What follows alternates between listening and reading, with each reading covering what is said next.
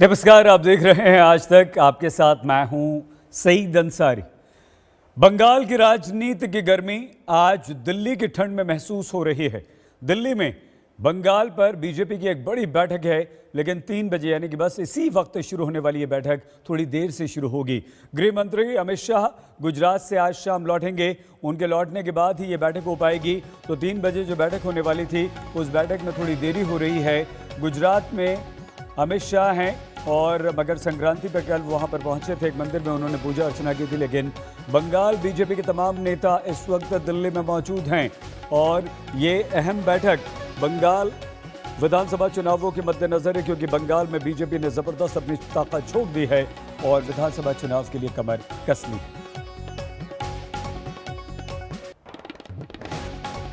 थोड़ी सी देर यहां पर जरूर हो रही है, क्योंकि अमित शाह निकल चुके हैं गुजरात से और जैसे ही वो आएंगे। बंगाल इस समय एक बैठक का इंतजार कर रहा है, बंगाल बीजेपी। तो ममता बनर्जी को कड़ी टक्कर देती बीजेपी दिखाई दे रही है। ममता की पार्टी में खलबली है, कई नेता बीजेपी का दामन थाम चुके हैं और ऐसा लगता है कि तृणमूल सांसद शताब्दी रॉय, जिनकी तस्वीर इस वक्त हम आपको दिखा रहे हैं, कैलाश विजयवर्गीय उनकी, वो भी इसी राह पर हैं।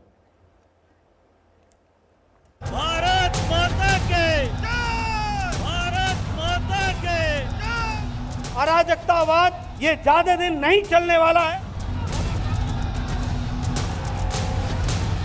मिशन बंगाल के लिए बीजेपी ने पूरा जोर लगा दिया है। अब की बार नारा टारगेट 200 का है। सामने ममता बनर्जी हैं, जो 27 साल की लेफ्ट सरकार को हटाकर 10 साल से बंगाल की सत्ता पर बनी हुई है। लेकिन लोकसभा में कमाल से बीजेपी को 2021 में बंगाल की सत्ता दिख रही है। यही वजह है कि बीजेपी कोई कोर कसर नहीं छोड़ रही। आज दिल्ली में बीजेपी की बंगाल में महा बैठक है। इस बैठक में बंगाल के बीजेपी के तमाम दिग्गज नेता शिरकत कर रहे हैं। बंगाल में फिर एक बार अटकलें लगाई जा रही हैं कि शायद तृणमूल कांग्रेस से कुछ और नेता भाजपा का रुख कर सकते हैं। इसी बीच दिलीप घोष और मुकुल रॉय का गृह मंत्री अमित शाह से दिल्ली में मिलना काफी अहम हो जाता है। खुद गृह मंत्री अमित शाह बंगाल में गर्माती हुई चुनावी माहौल के बीच एक बार फिर इस महीने के अंत में बंगाल पहुंचेंगे। बंगाल में जैसे जैसे चुनाव पास आ रहा है, वैसे वैसे सियासी पारा चढ़ता जा रहा है। बीजेपी लगातार आक्रामक होती जा रही है, ममता बनर्जी को चुनौती दे रही है। तृणमूल के कई नेता पार्टी छोड़कर बीजेपी में आ चुके हैं। अटकलें तो ये भी लगाई जा रही हैं कि तृणमूल सांसद शताब्दी रॉय पाला बदल सकती हैं।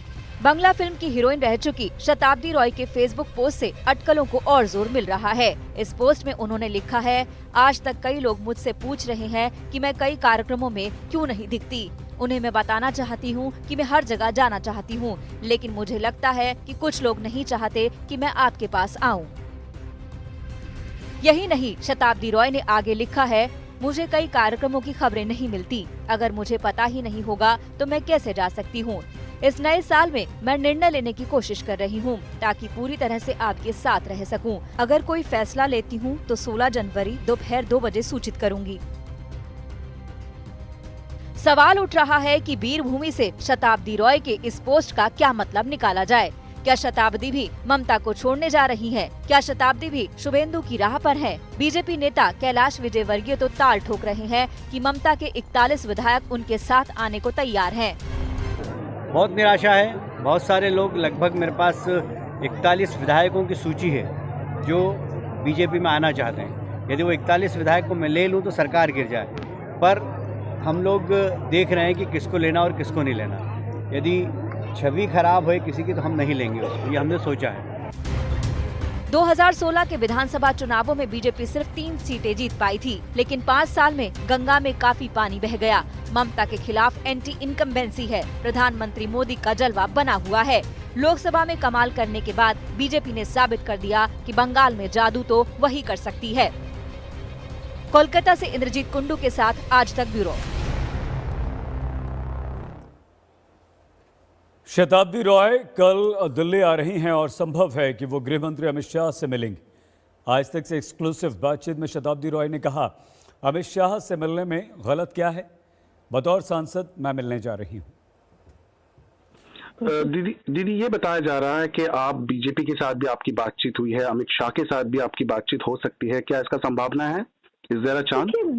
नहीं, ये अभी जो हो गया ना पॉलिटिक्स में वेस्ट बंगाल में, जो भी है कुछ भी पार्टी के खिलाफ नहीं, पार्टी के लिए कुछ भी बोले अपने लिए कि ये प्रॉब्लम हो रहा है, पार्टी को अगर कोई एक्सप्लेन करे मेरा प्रॉब्लम क्या है, फिर भी वो बीजेपी के साथ जोड़ देते हैं। ये हर पॉइंट, हर प्रॉब्लम बीजेपी के साथ है ही नहीं। लेकिन अमित शाह के साथ मिलना भी ऐसा अनयूजुअल कुछ है नहीं।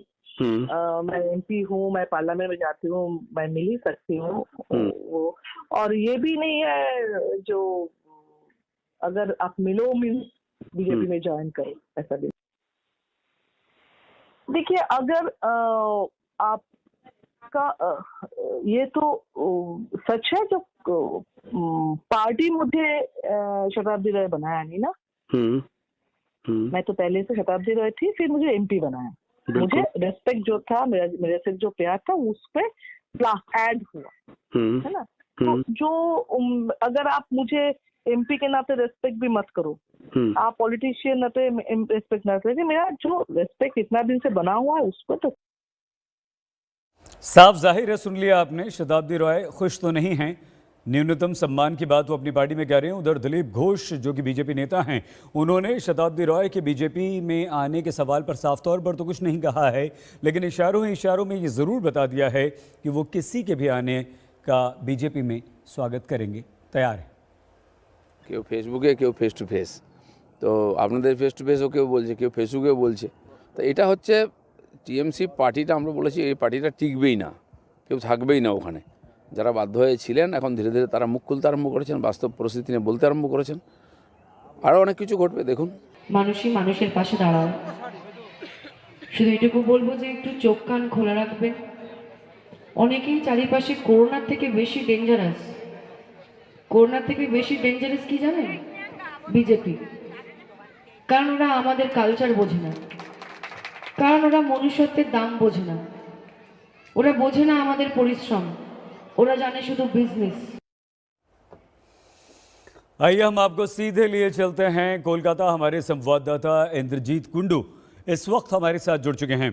इंद्रजीत, शताब्दी राय तो ममता बनर्जी के काफ़ी करीबी थी, ये जो भगदड़ मची है टीएमसी में, क्यों, कारण क्या है इसका, और कितनी संभावना है कि शताब्दी बीजेपी में चले जाएंगे? इंद्रजीत,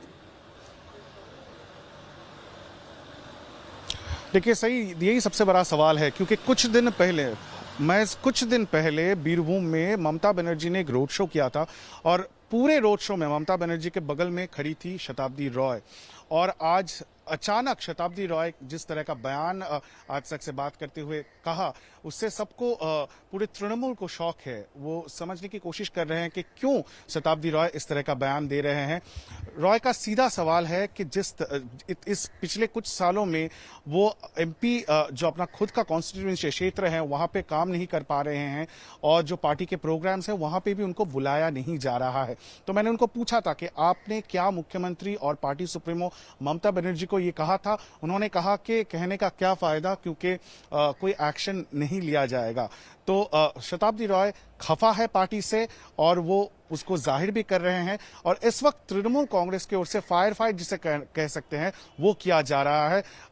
इस वक्त सौगत राय, हम लोग सौगत राय के घर के बाहर है, वो निकल चुके हैं यहाँ से। कुछ देर पहले उन्होंने फोन पे बात भी की शताब्दी राय से, और तृणमूल का कहना है कि शताब्दी राय एक एसेट है पार्टी के लिए, उनको पार्टी में ही रहना चाहिए। अभी तक उन्होंने कोई सिद्धांत नहीं लिया है, लेकिन अटकलें तो ऑब्वियसली ये लगाई जा रही है कि वो शायद कुछ दिनों में दिल्ली जा सकती है। और जब मैंने पूछा उनको कि आप अमित शाह से मिलेंगे, तब उन्होंने कहा कि इसमें कोई बड़ी बात नहीं है, इसमें कुछ अनयूजुअल नहीं है। मैं एक एमपी हूँ, सांसद हूँ, सांसद के रूप में पार्लियामेंट जा सकता हूँ और किसी भी पार्टी के नेता से मिल सकता हूँ।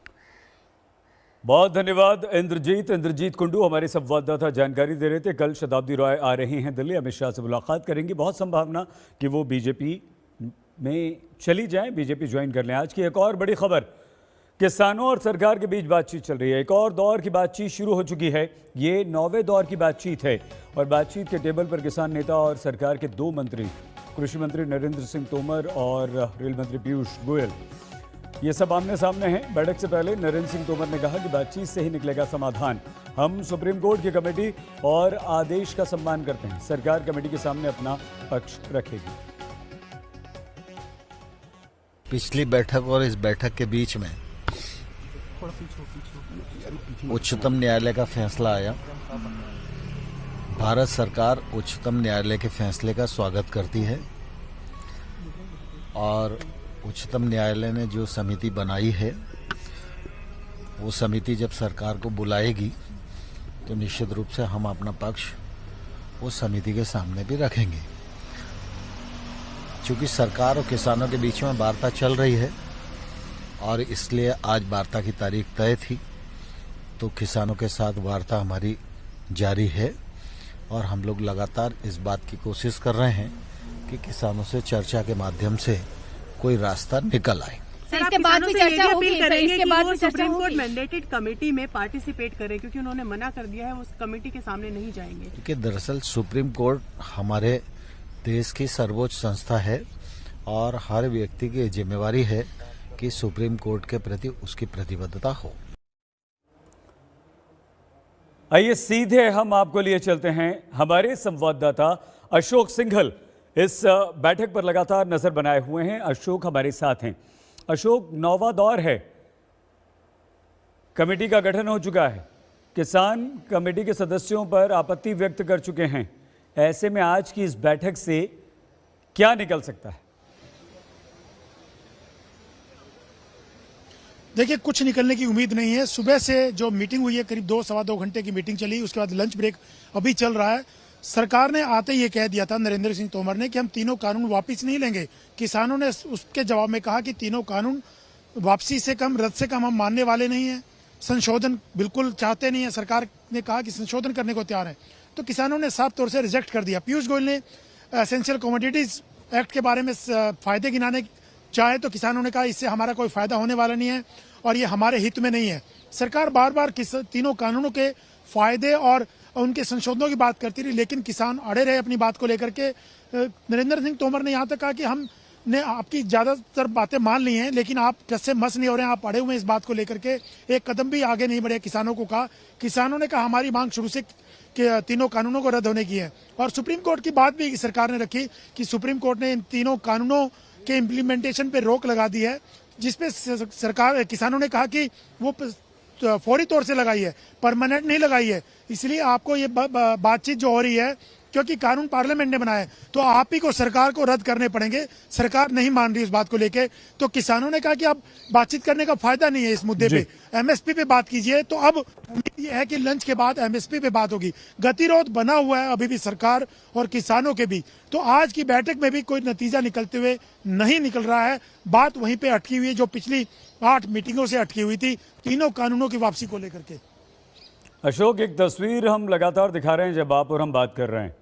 किसान भोजन कर रहे हैं, लंच किया उन्होंने, और ये खाना आज भी किसान लेकर आए हैं। जो उनके आंदोलन स्थल पर बन रहा है वही खाना यहाँ पर आया है और सरकार के मंत्रियों से अलग वो अपना खाना खा रहे हैं। अपना खाना खुद लेकर आए, सरकार का खाना भी उन्होंने नहीं खाया। क्या संकेत और क्या इससे एक संदेश किसान देना चाहते हैं अशोक?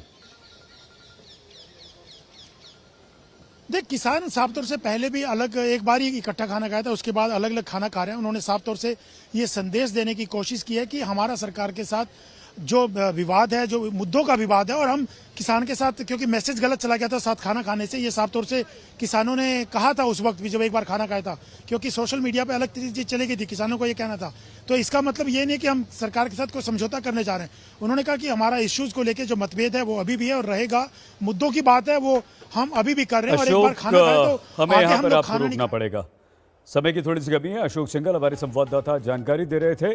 तो राहुल गांधी, कांग्रेस आज सड़कों पर उतरी है। ये जो प्रोटेस्ट हुआ है ये लखनऊ में हुआ है।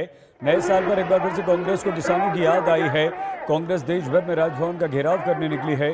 दिल्ली में राहुल गांधी के साथ सैकड़ों कार्यकर्ता विरोध करने सड़कों पर उतरे, लेकिन लखनऊ में पुलिस ने पहले ही कांग्रेस के इस प्रदर्शन को रोक दिया। पुलिस प्रदर्शनकारियों को आगे बढ़ने से रोक रही थी और उत्तर प्रदेश में कांग्रेस के मुखिया अजय लल्लू को पुलिस ने हिरासत में भी लिया। लेकिन राहुल गांधी किसानों को लेकर मोदी पर हमलावर है। ये जो मामला है इसको समझने के लिए पहले 2-3 और चीजें समझनी पड़ती। ये जो आज बॉर्डर पे हो रहा है और ये जो 3 नए कानून आए हैं, ये शुरुआत नहीं, शुरुआत बहुत पहले हुई थी। और इस बात को मैं सालों से उठा रहा हूं। सवाल आपको याद होगा भट्टा परसोल, पहली बार ये भट्टा परसोल में उठा था कि इस देश में किसान का क्या हक है, किसान की क्या राइट्स,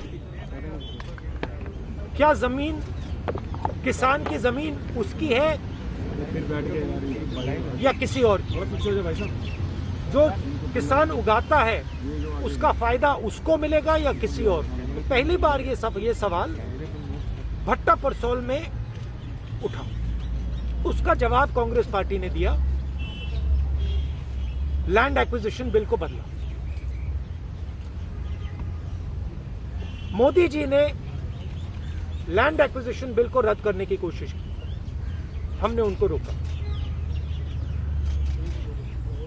फिर उन्होंने कहा कि ठीक है, सेंटर पे हम लड़ नहीं पा रहे हैं, स्टेट्स पे उन्होंने लैंड एक्विजिशन बिल को रद्द कर दिया। दूसरा कदम, अब ये नया कदम आया है, ये जो 3 कानून हैं, ये किसान को खत्म करने के कानून हैं। विश्व हिंदू परिषद ने राम मंदिर निर्माण पर चंदा अभियान की शुरुआत कर दी और इस अभियान का निधि समर्पण अभियान नाम रखा गया। राष्ट्रपति रामनाथ कोविंद ने सबसे पहले 5 लाख रुपए का समर्पण निधि दिया। मध्य प्रदेश के मुख्यमंत्री शिवराज सिंह चौहान ने भी राम मंदिर निर्माण के लिए 1 लाख रुपए का चंदा दिया। वीएचपी ने 13 करोड़ हिंदू परिवार तक चंदे के लिए पहुंचने का प्लान बनाया। इसके लिए देश भर के अलग अलग राज्यों से पैसे इकट्ठा करने का काम भी शुरू हो गया। उत्तर प्रदेश के चंदौली से 5 करोड़ रुपए इकट्ठा करने का लक्ष्य रखा गया है।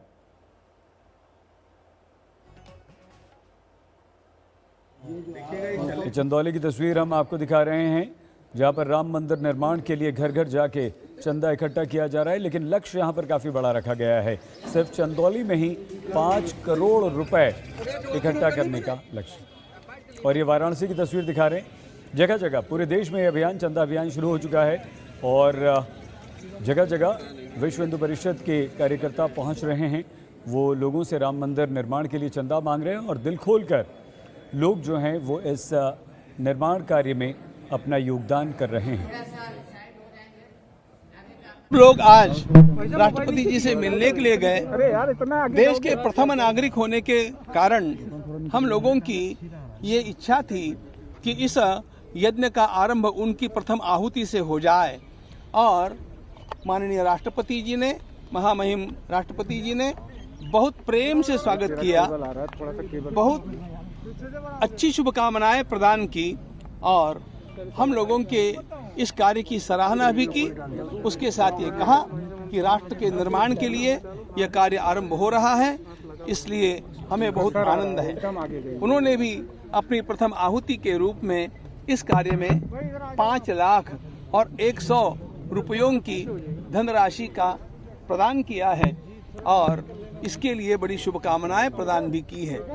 उन्होंने ये भी कहा है कि यह जो मैं दान राशि प्रदान कर रहा हूँ, ये व्यक्तिगत रूप में कर रहा हूँ और इसको आप निश्चित रूप से इस सुंदर मंदिर के निर्माण के लिए उपयोग करेंगे। इसका मुझे आनंद है, आह्लाद है। नमस्कार, मैं हूं अंजना ओम कश्यप। हमें उम्मीद है ये वीडियो आपको पसंद आया होगा। लेटेस्ट खबरों के लिए यूं ही देखते रहिए आज तक और इस वीडियो के पसंद आने पर लाइक, शेयर एंड सब्सक्राइब करना ना भूलें।